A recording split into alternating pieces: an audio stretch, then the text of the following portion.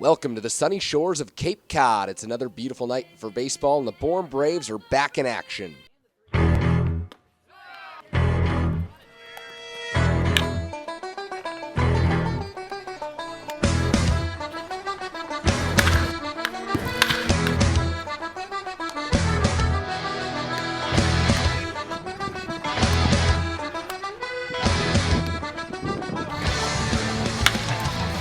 Cape Cod Baseball League, where the best players from across the country come together and square off against one another.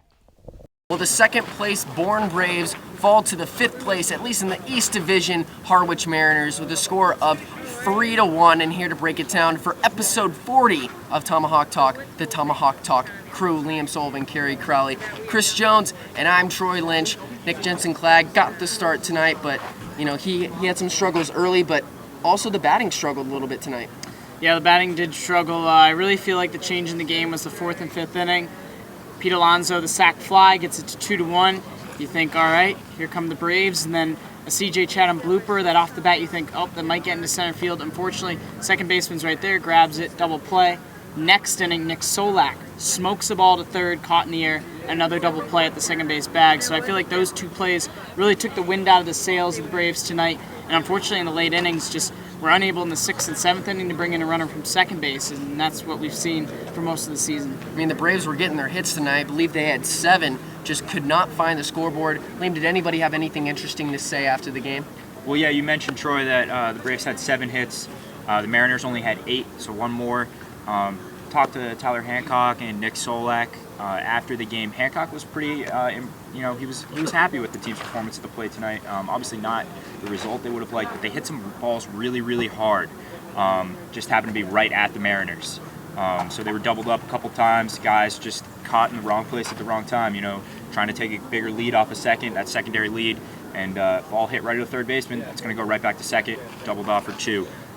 Killed some innings that way, and the Braves just weren't able to capitalize in those situations tonight. Not a lot of bright spots for the Braves, especially when you only score 1 run and the pitching was not up to par. But Shawn Heide, what a game. He had a pretty good game. Yeah, Shawn Heide was excellent in relief for the Bourne Braves. Allowed Harvey Shapiro to only use 3 pitchers tonight. He came in when Tyler Deal kind of left the game in a tough spot. Deal had some struggles tonight. Heide comes in second and third, just 1 out on the scoreboard and induces 2 pop-outs, then throws a 1-2-3 inning. It just looked sharp tonight, and I think that he could end up being a key guy out of the bullpen. The Braves have so many arms in and out this summer. The right-hander from St. John's has kind of gone under the radar a little bit, but tonight he made his case that he could be a big part of this playoff push for the Bourne Braves, so all positive for Shawn Heide. Shawn Heide was added late into the season to the bullpen, but here's my interview with Shawn. Well, thanks, guys, and I'm here with Shawn Heide. Shawn, you were the third pitcher coming into tonight's game, and you came into the game when you were already down, but you still were able to find success. How were you able to do that in a high-pressure situation? It's something that I've sort of grown accustomed to at school, coming in spots like that, and you really can't let your team being down dictate how you pitch. I think it's important to go in there and when you get an opportunity, you have to go and take advantage no matter what the situation is. A few frustrating moments. You guys had 3 errors on the night, but as a pitcher, how are you able to shake that off? I mean, that's something you absolutely can't think about as a pitcher. Your job is to get guys out however you can, and whatever else happens, you have to support your team and do the best you can. It's not my job to play any other position. I just pitch, and everyone else, they generally do a great job, so every once in a while that happens. How are you guys going to get back on the winning track? Oh, I mean, we got the arms to do it. We have the bats to do it. I think once everyone just settles down and plays the way we can, there's absolutely no reason we can't go on a good run. Great game tonight, Shawn. Thank you again, and right back to Tomahawk Talk. All right. Liam, you have a T-Talk subject? Yeah, so not a question tonight. We're not looking for some feedback, but instead we're going to give some feedback to our viewers instead.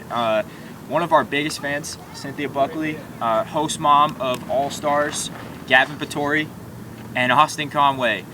We've heard your request. We love you. You love us. We love the love. We're all about love here on Tomahawk Talk. Slow clap. And so we're gonna sign a ball for you. This was a special request for the host mom of All-Stars, Gavin Pattori and Austin Conway. Here we are.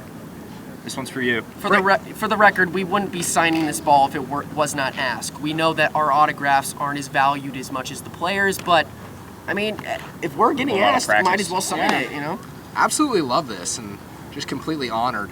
Usually when I sign stuff, there's a number 3 behind it because that's the number I wore when I signed. But do I say broadcaster now? There we go. You got it. He was looking for it. Is that There why we your go. Instagram name is VaryCarry3? Yeah, there's a story behind the trace. I like it.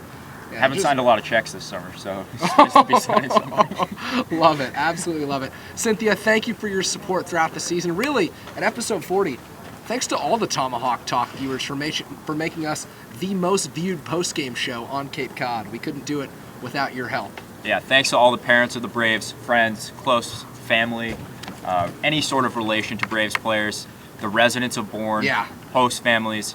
We really appreciate the feedback and, the views. All right, well, Cynthia, this ball is yours. Carrie, you will deliver that to Take her. that Sharpie back. Yeah, get the Sharpie back. Right, Tomahawk Talk on it. All right, well, while Carrie's doing that, Chris, you start things off with player of the game. Man, I mean, I feel like Shawn Heide is going to be repeated across the board here, so I'm going to go with Connor Pepin. A great interview on the broadcast tonight. Nice. Came in the bottom of the second inning, I believe, and came on with Carey.